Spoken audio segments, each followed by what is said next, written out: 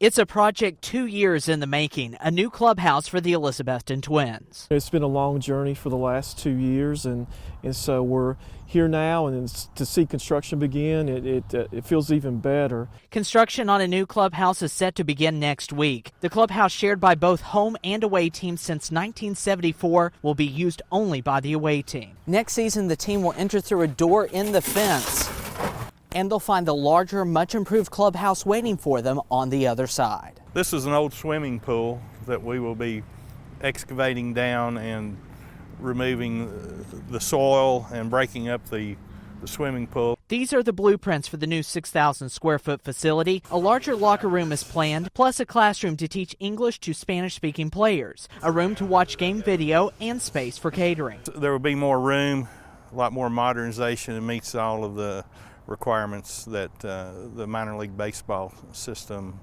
requires. League requirements pushed Elizabethton and the Minnesota Twins into drawn-out talks on how to fund renovations. At times, it seemed the team might leave town, but earlier this month, they reached an agreement. Elizabethton will fund $1.5 million. $800,000 will come from the Twins. This will be one of the best home dressing rooms, home clubhouse facilities in the Appalachian League. In Elizabethton, Caleb Perhne, News 5 on Fox.